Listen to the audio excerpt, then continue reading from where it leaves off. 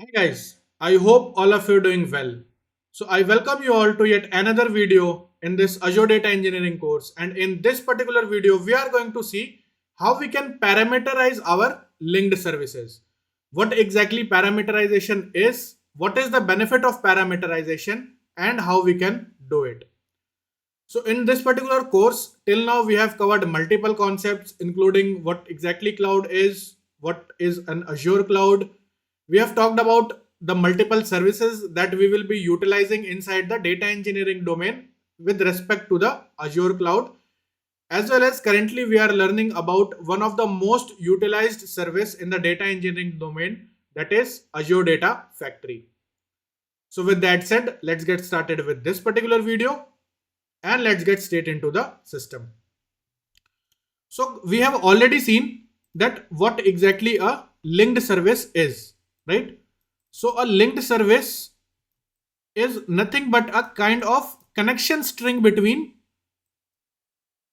So like it's a basically a connection string, right?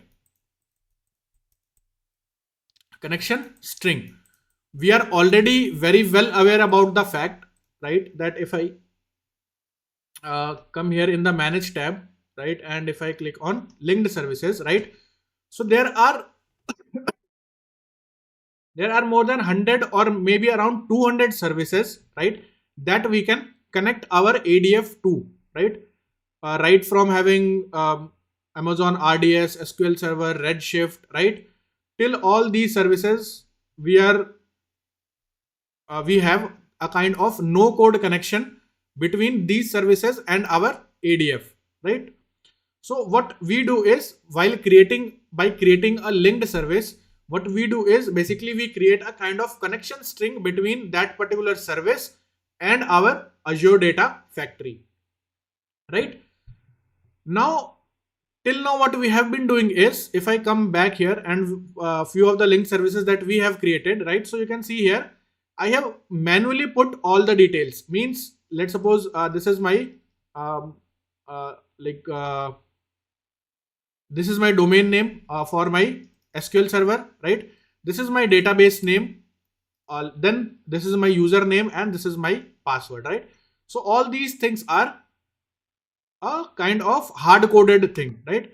Now let's suppose we are having a condition, right, where we have a database, or maybe we are having an SQL server.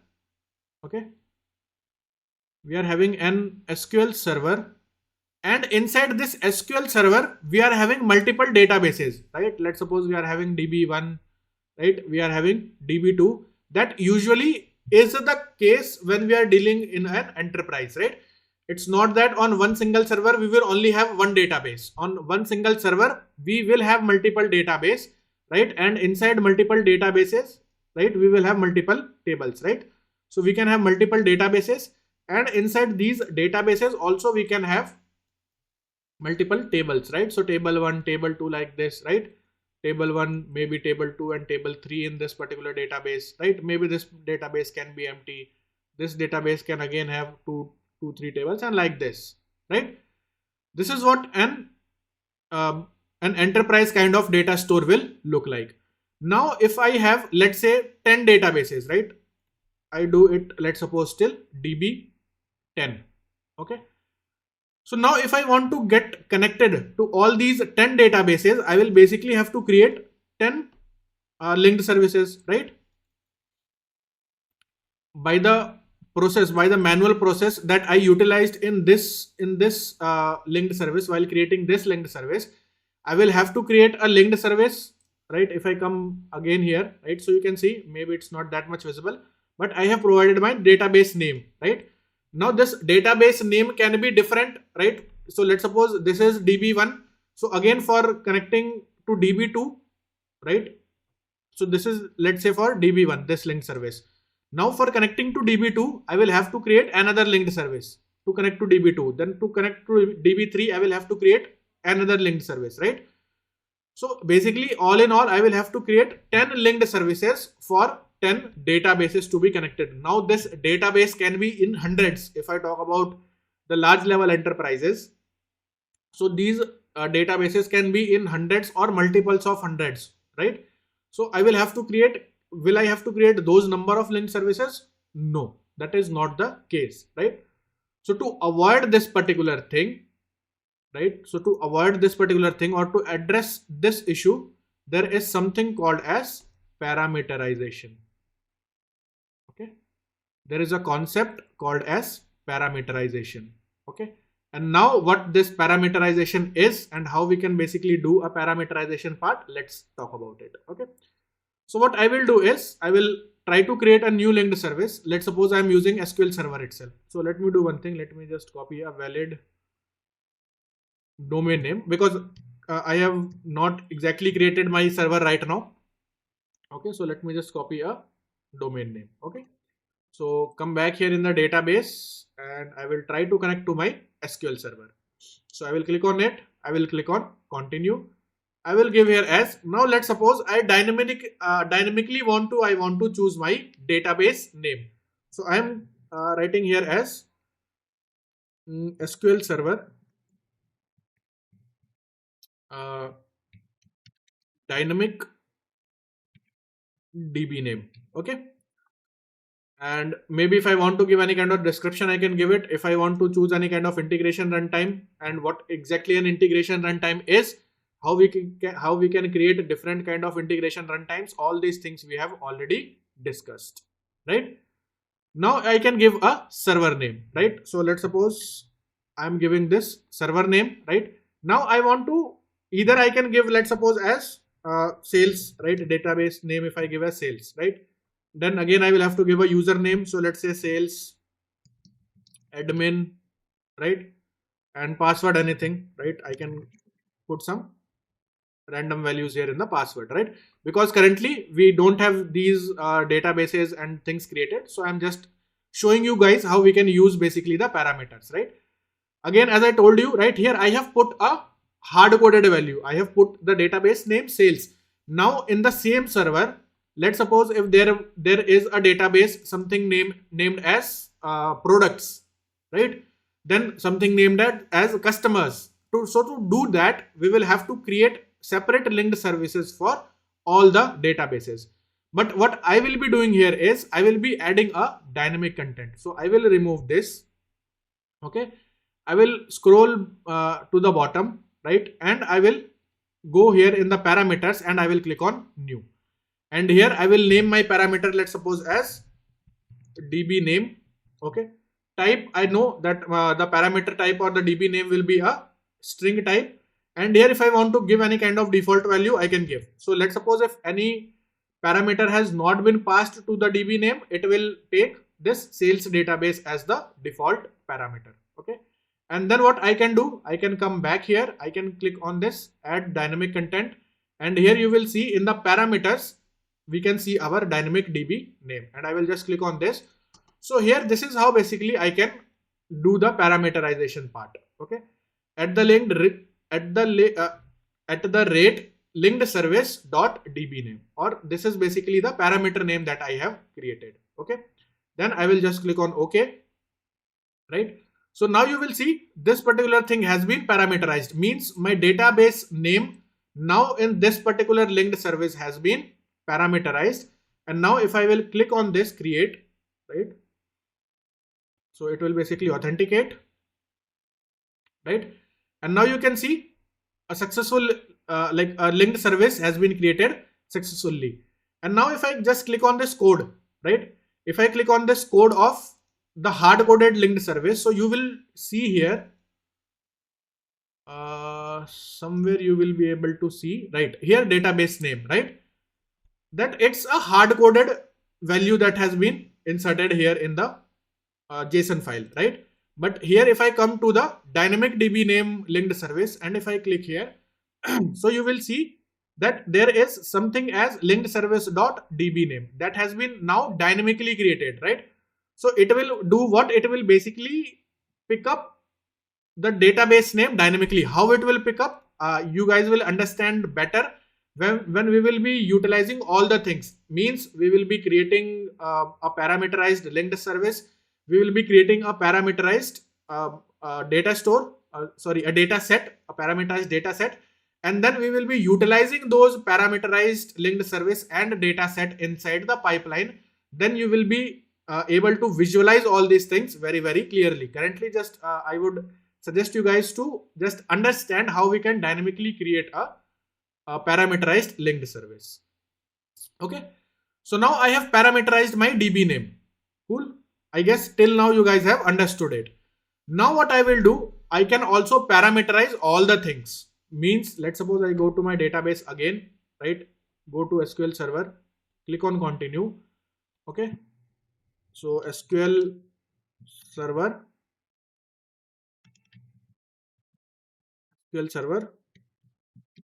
dynamic values. Okay. I'm putting it something like this. Now, if I come here, so I can parameterize even the server name, even the database name, username, as well as the password. Okay, I can parameterize all these values. And how do I do? How do I know it? I can do it. So if you click here, so you will have an option of add dynamic content, right? So if you have this option of adding the dynamic content, it means that particular parameter can be parameterized. Okay. So how can I do it? I will again go to parameters, right? I can create multiple parameters here. Let's suppose I can create one for the DB name. Okay. Default I will have to give, let's suppose, sales, right? I can add a new parameter. Let's suppose server name, right? It can be string. I am giving this value as the default server name. Then I can add username, right? I can add, let's suppose, the default username as sales admin, right? I'm giving just a random value, and password. Okay. So again, it will be string, and I have put some random default value here in the password. Okay. Like this. And now what I will do is I will just click come here, right? I will click on add dynamic content. So for server name, I am going to choose the server parameter, right? So link service dot server name, click on OK. For database thing, add dynamic content, I will choose the database name dynamically, click on OK. Username, right? Add dynamic content. So username, OK. Then for password, click on dynamic content, password, click on OK. That's it. Okay. Now you can see all the fields, that is the server name, database name, username, and password has been now parameterized. Now I can come here and click on create. Okay. So you can see again dynamic server value, SQL Server dynamic values linked connection has been, linked service has been created. Sorry. Right. And now if you will come here, right? So for the parameters, for DB name, the type is string and the default value is sales that we had provided by ourselves, right? Server name, this is of type string, and this is the default server name, right? Username, this is the default username, and this is the default password. Now what exactly will it do is, if you see here in the property types, it will take the server name dynamically, it will take the database name dynamically, it will take the username in a dynamic way, and it will take the password also in a dynamic way, right? Now using one single linked service, we can connect to n number of databases, n number of servers, and even we can log in or authenticate even depending on the requirement. Dynamically we can choose our username and password, right? Now if I come here in the documentation part also, right? So you will be able to see you can now parameterize linked service and pass dynamic values at runtime. For an example, if you want to connect to different databases on the same logical SQL server, okay, you can now parameterize the database name in the linked service definition. This prevents you from having a linked service for each database on the logical SQL server, right? This is what I was also telling you guys, that if we have multiple databases, we will not have to create an individual linked service for all the databases, right? You can parameterize other properties in the linked service definition as well. For example, even the username. You can use the UI in the Azure portal or the programming interface to parameterize linked services. we recommend not to parameterize password or secrets. Store all the secrets and in the Azure Key Vault and parameterize the secret name. Okay. So again, like this can again be a kind of security thing what we have done, right? We can like it's recommended that we don't parameterize the passwords, right? But just for the sake of showing you guys, right? This is not a real password that I have entered here. Okay. Even if you will look, this is just a random string value that I have given because I don't have a real SQL server that is running, right? Now you can see there are open bugs, right? Use hyphen in the parameter names. We recommend to use without hyphen until the bug is resolved. Okay. So there is some bug that if you use hyphen in the parameter name, there can be some kind of issue that you can face. So there not to use this dash inside your parameter name. Then there is an active bug effective in the data flow parameters. Okay, to avoid the issue, we recommend the data flow names without spaces until the bug is resolved. Okay. Now the supported linked service types. So all the linked service types are supported for parameterization. Natively supported in the UI while authoring linked service on UI, the service providers built-in parameterization experience for the following types of linked services. In the linked service creation edit blade, you can find options to new parameters and add dynamic content, right? So you can see all these data sources: Redshift, S3, right? Blob, Cosmos DB, Databricks, Data Explorer, and all these services still here are like basically they provide us the option to parameterize the values inside our linked service that we will be creating. Then advanced authoring for other linked service types that are not in the list. You can parameterize the linked service by editing the JSON in the UI. Okay. So in the linked service creation, edit blade, click on expand at the bottom, check specific dynamic contents in the JSON file format. Checkbox specify the linked service JSON payload. Okay. So if you don't have any kind, like if you don't have an option to parameterize using the UI, you can parameterize using the JSON file also that has been created. So UI experience, we are already aware about this fact that we have to come here, right? Add dynamic content. Then we can create our parameters. And if you talk about the JSON way, so this is how you can basically create your dynamic JSON thing, right? Here you can see in the connection string, it's using a dynamic username, right? Sorry, a dynamic database name. User is same, right? And then password is basically this, right? And trusted and all those things. So this is how you can also, if for any reason in the UI you are not able to basically parameterize, you can also use the JSON file to parameterize your linked service. Okay.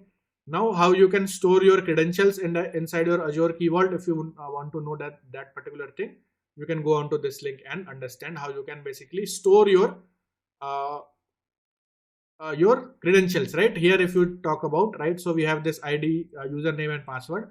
So we can store these ID, name and password in our Azure Key Vault, and using those Key Vault connections, basically we can utilize those things here in our linked service. Okay, if I cancel this, right, if I come in any of it, right, here you will be able to see in password, either I can enter my password manually or using the Azure Key Vault also.